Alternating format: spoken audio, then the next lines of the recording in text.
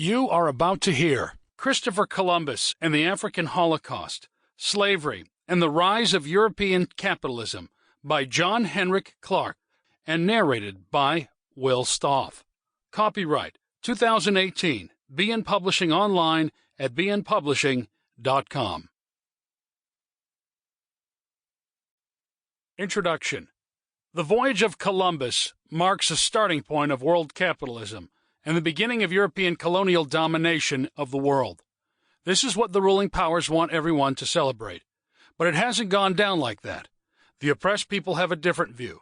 Throughout the past year, there have been debates and confrontations whenever the ruling powers have tried to celebrate Columbus and their system in Spain, the United States, and throughout the Western Hemisphere. In the Dominican Republic recently, the media reported that soldiers shot into a crowd of anti-Columbus demonstrators and killed at least 2 people. In Peru, the growing Maoist People's War reveals an important truth. The world system that emerged since Columbus is under assault. Its days are numbered. The proletariat and oppressed peoples have nothing to celebrate on October 12th. The Columbus anniversary is a celebration of mass murder, slavery, and conquest. More, it exalts the continuing oppression of billions of people today. Columbus is something only oppressors or fools could celebrate. This article was first published in the Revolutionary Worker a year ago. It sketches the true history of this so-called first encounter. It is said that the Columbus voyage was the first encounter between the New World and the Old World. This is contrary to all known information. Travelers from the great African empire of Mali in the 1300s reported that the king of Mali told them of 2 expeditions with hundreds of boats sent from Africa west into the great ocean. Some evidence suggests that there may have been periods of ancient trade from and to Brazil. There is physical evidence of a settlement dating back to the year 1000, and by the time of Columbus himself, it had become routine for English fishermen to travel across the Atlantic to fish the Outer Banks, where they often caught sight of the mainland in the west. Although the historical record suggests as many as 20 contacts sighting before Columbus, why then is the Columbus voyage considered first? Because for the modern ruling classes, the important point is not the actual contact between peoples. It is the world historic growth of capitalism in Europe made possible by the plunder of the Americas. And that did not start before Columbus.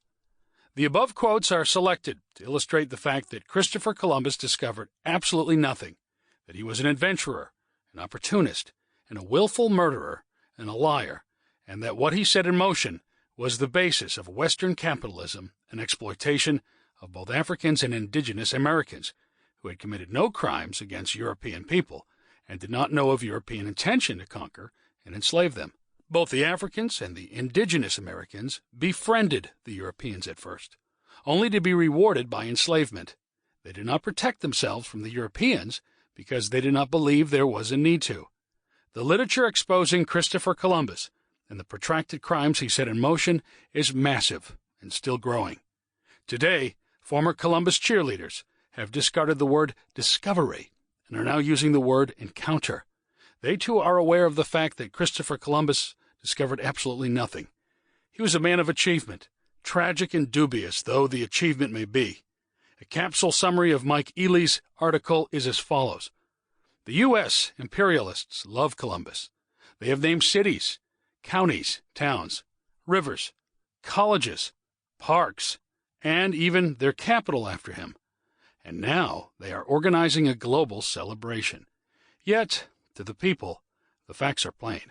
Columbus was a thief, an invader, an organizer of rape of Indian women, a slave trader, a reactionary religious fanatic, and the personal director of a campaign for mass murder of defenseless peoples.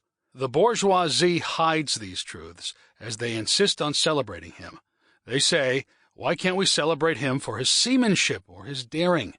Columbus was utterly lost when he arrived on the beaches of the Bahamas. Until he died, he swore that he had landed in the eastern shore of Asia, which in reality is half a world away.